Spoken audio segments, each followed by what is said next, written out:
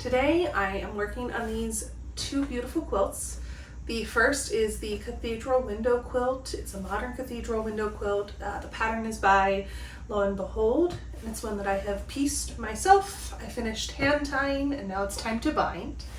And the second is this beautiful antique quilt. I actually purchased this quilt top on, I believe, eBay or Etsy. I frequent both of those sites and I don't remember which one. But anyway, I purchased this quilt top and I took some time and I did some really intricate machine quilting on it, and now this one is also ready to bind. So I took the past couple days, thought about what colors I wanted to bind in, and I decided that I would bind the antique one in this, I really shouldn't call it antique, it's more vintage, but I decided I'm going to bind it in this black and white stripe. You can never ever go wrong with a black and white stripe binding, in my opinion. I think it's going to help really bring out all of the different materials and fabrics that are in this quilt and sort of maybe bring a little touch of modernness, touch of modernity, modernness. It'll make it look a little modern. And then back to the cathedral window quilt, I think I'm going to go with this sort of pickly, acidic green. It is a color that is featured a little bit in this quilt, but I think it'll really pair well with all of the different colors that are around the edges. But before I can sew binding on, I have to first trim up my vintage quilt.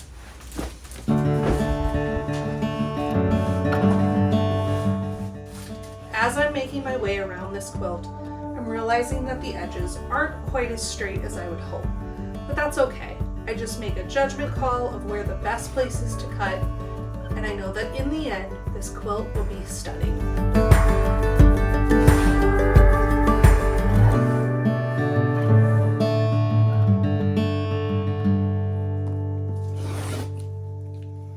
Oh, look at that fuzzball. Now it's time to attach the bindings to the quilts.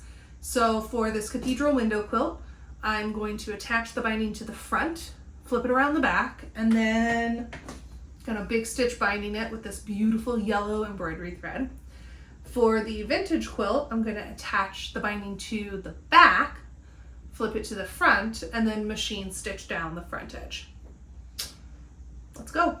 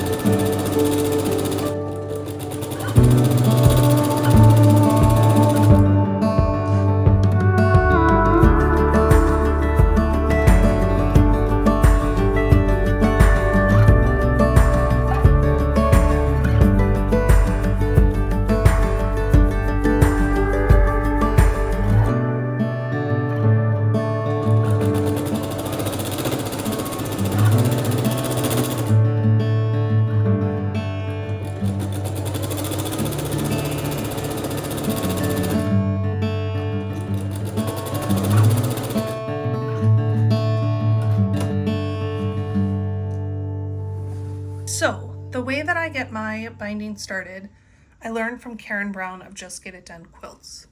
So what I do is I trim off any selvage that I may have first. Then I go ahead and just fold over on the diagonal, aligning my cut edge with the long edge of the binding. Makes a cute little triangle, fold in half. First, I will just sew down that little bit until I get to where this piece, this folded over piece ends. I do back stitch this first little part. And I come. I'm gonna back stitch again real close, or real quick. I'm gonna lift my needle and my presser foot, and then I'm gonna fold back over. And if my fold is right here, I'm gonna start stitching again about down here, so that when I come back around, I have a chance to open this up and tuck in my other end.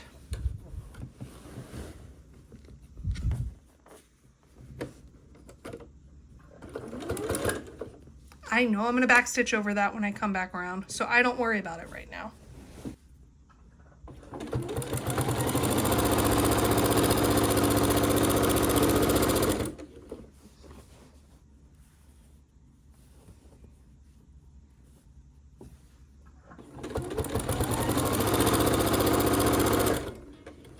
The other thing I'm gonna do, and I like to always start my binding on the bottom right corner, bottom right side of the quilt.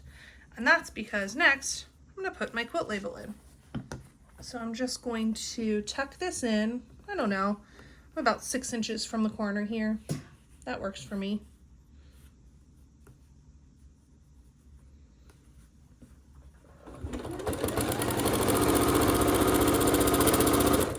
Just go right over that quilt label. I'm gonna go straight into the corner now. As I'm stitching into the corner, I'm gonna stop a 1/4 inch from the edge and do a quick little back stitch. Stopping that early will give me just enough space when I go to miter my corner that everything will line up perfectly. So now I'm gonna turn the quilt. I'm gonna flip my binding back to find where I need to turn. Then I'll flip it forward, making sure that the raw edges on the right align with the quilt and that the folded edges on the left lie right on top of each other. And then I'll start with another little back stitch at the beginning.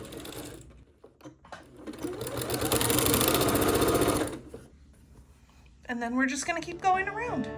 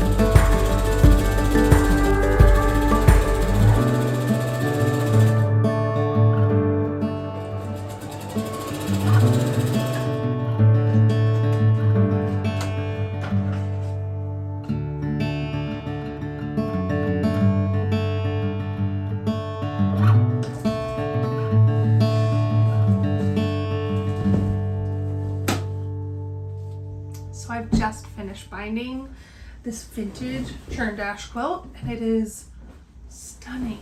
I'm so pleased with the way that it turned out. I think the binding is exactly what I needed to just give it a little bit of a modern twist. Yeah, and the label is so cute on there. I'm really pleased with this one.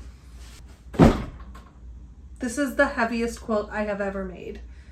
Realistically, it is 3 or 4 layers of fabric for most of it. So there is just a lot of extra stuff. But it's also one of the most beautiful quilts I think I've ever made. So I am almost done with this one. I've got the binding on the front and I've got it ironed. So I'm ready now to take some embroidery floss in yellow and stitch it to the back. And I just love the very unserious banana print that's on the back of this. I think it's so fun and it adds a lot of whimsy to a very, though colorful and bright, traditional pattern. So I can't wait to finish this one up over the next couple nights, and then I'll show you some video of both of these quilts completely finished. Thanks so much for joining me on this one. So this is the finished vintage churn quilt top. It is so big. I know I had said I was hoping to show you beautiful photos of it flowing in the wind, but the weather's not been cooperating. So this will have to do. Here's the one that I am so excited about. But I love it. I mean, like, I really love it. It's the color is, oh, the color is so good. It is so heavy because there's so much fabric in it, but like, I love it.